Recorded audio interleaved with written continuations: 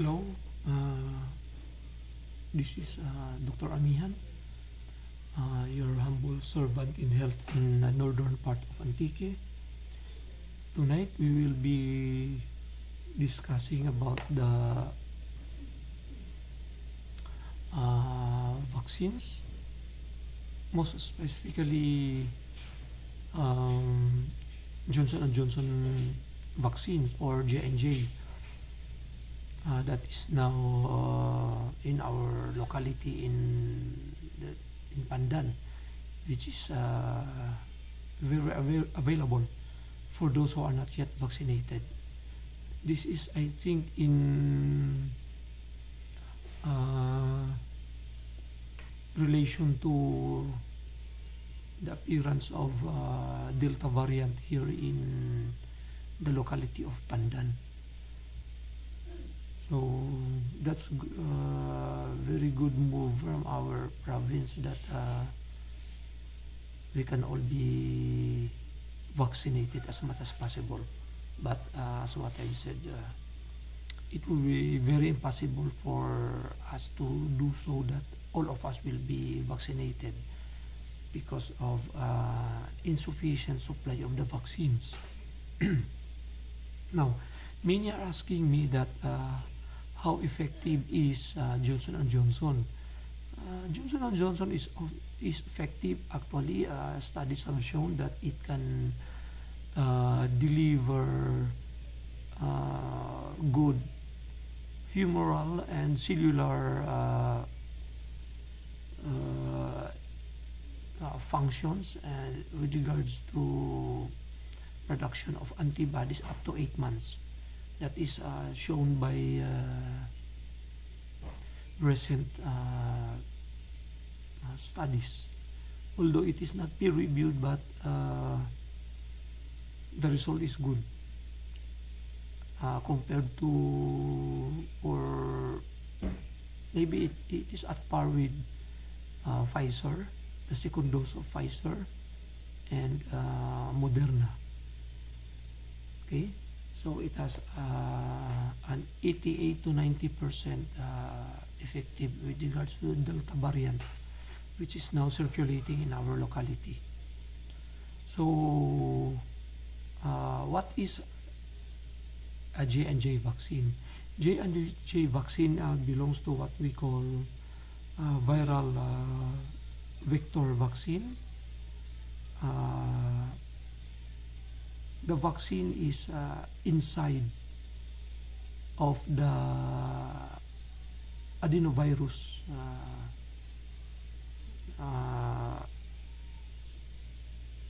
body. Okay? Ara sa sulod sang adenovirus. Adenovirus is a virus that cause our common cold. So they use it as a vessel or a vehicle to deliver the vaccine, the J&J vaccine. So what they did is they remove the genetic material of the adenovirus that can cause the disease. So the virus now cannot cause disease to human because they remove the genetic material of the virus that will cause disease. Second is they also remove the genetic material of the virus that can cause its replication. So the virus now cannot replicate. Okay, so viral vectors uses two types of vectors. They call it the replicating type and the non-replicating type. So the J&J vaccine uses this non-replicating type. So the virus cannot replicate now when injected in the body. Okay? So what they do is, this is now the adenovirus that is absence of, nga wala siya sang genes to produce disease and wala man siya sang genes to replicate. Okay? So, hindi siya magdamo sa body. So, in short, this adenovirus cannot cause disease and cannot replicate. So, hindi siya magdamo kung gamiton mo siya as a viral vector. Ang viral vector na ginatawag is, ang vector synonymous to daw vessel ina. Daw kung sa bulong amo na siyang kapsula. Ang powder amo na ang SARS-CoV-2. Pero hindi ina bilog ang SARS-CoV-2 ang ginbutang sa kapsul sa adenovirus mo. Kung hindi ang ginkuha sa coronavirus, sa SARS-CoV-2, kundi ang iya nga genes lang ang kinuha para mag-produce ang genes nga makaproduce ng spike protein. So, binutang niya na kinuha ang genes to nga makaproduce ng spike protein from the virus, ginsaylo from the SARS-CoV-2, ginsaylo sa adenovirus nga amo ng vehicle or vector sa sulod. So, ginhimo ina nga vaccine. So, ang genetic material lang ang ginsulod to make a spike protein. So, ginhimo nga na vaccine, gin-inject sa tao. Pag-inject, ang imo adenovirus nga ara sa sulod sa body mo, nga gin-inject, ma-travel all over sa dugo, kag sa mga organs or parts of the body, sa cells. Okay?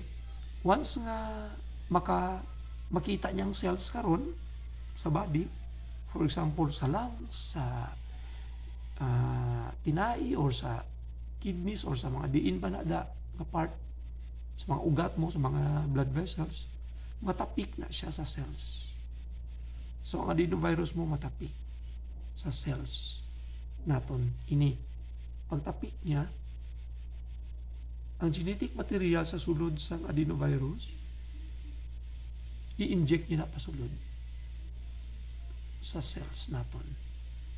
And then, that genetic material sa cells na halin sa SARS-CoV-2 will command the cells to produce spike protein. So, magluwa ng spike protein sa aton cells. So, pagwa na sa spike protein sa aton cells, the immune system naton, the T cells, will go to our cells with the spike protein and will identify the cells as foreign. So, may ara sa spike protein, hindi nato na cells. What will we do? We will produce antibody to attack that cells. Okay?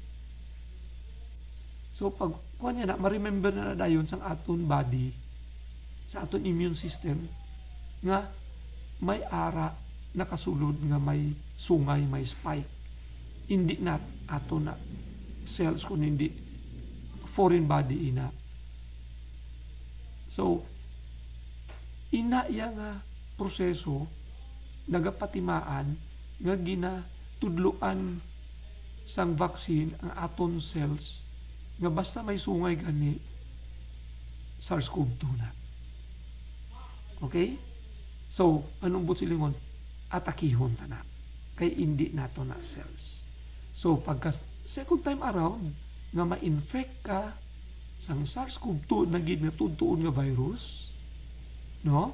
Natudtuon nga virus, ang imo immune system, once makasulod na sa body mo, through pag-inhale mo sang airborne mga SARS-CoV, aerosols nga may SARS-CoV-2, makadto ina sa aton upper respiratory tract, ma-detect ina dayon sa body naton, may mga cells nga nakasulod nga may sungay, amo inang SARS-CoV-2, makadto kita to tanan atakihon naton. So, amo na ginatawag naton nga gina-prime ang aton immune system, meaning ginatudloan na nga daan by that J&J vaccine. So, ma-remember ina, sa aton immune system because may ara kita ginatawag na immune imprinting. So meaning to say, naka-imprinta na ang nakatatak na sa immune system nato nga basta may sungay SARS-CoV-2 na. Kag ina nga klase nga organism nagaagi na sa ilong kag sa baba. So dira kita tanan makadto once nga magsulod na sa body naton, balaan na naton na sila nga amo na. So maatake kita to tanan as daw soldier ina daw sa mga sundalo sa aton lawas. So amo na ang mechanism sang J&J vaccine. That is what we call viral vectors based vaccines.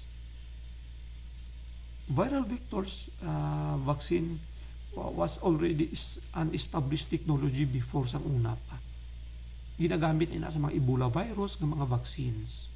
And then it can also mount an strong immune response that involves your T cells and your beta cells that produces antibodies that is present in the bone marrow, ang beta cells mo. Kaso lang, ang downside sang J&J vaccine is that aside from the side effect, may mga side effect man. May ginatawag kita nga Guillain-Barré side effect, Guillain-Barré syndrome, may mga transverse myelitis, may fever, may fatigue, diarrhea, tanan-tanan, ara na. Kay not all vaccines are perfect.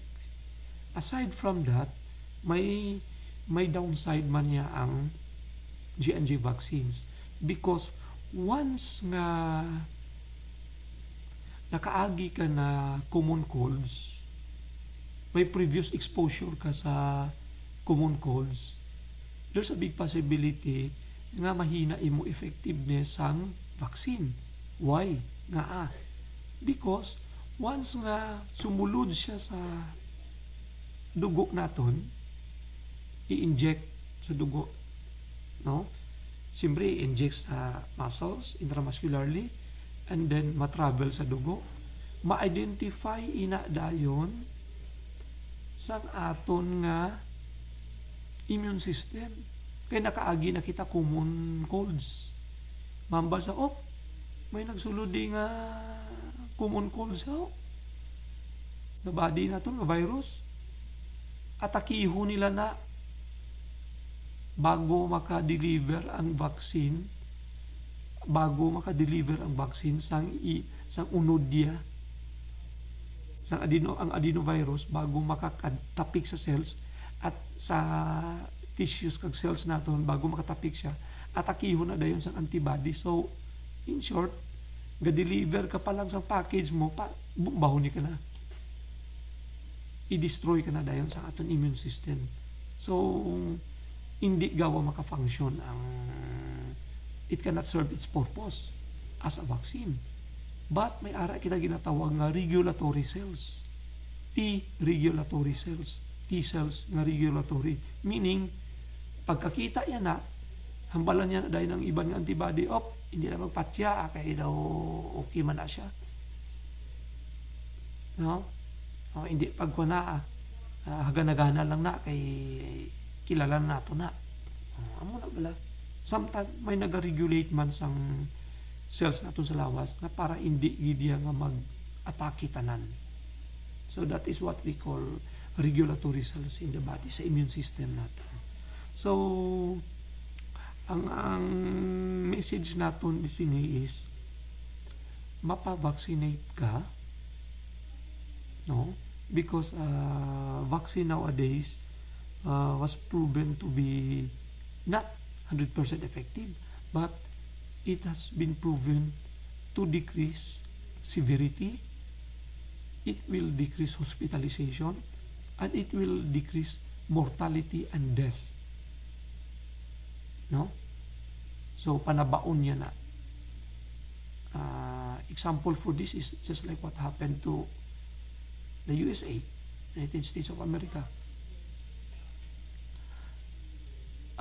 There is an upsurge or a rising rate of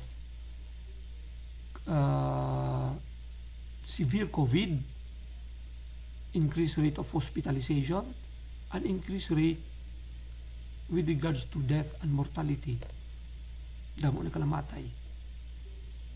And to tell you, most of the patients are not vaccinated or they haven't received any vaccines, novel vaccines whatsoever last year and recently. So wala sila na vaccinize. So there is an increased mortality and death and hospitalization.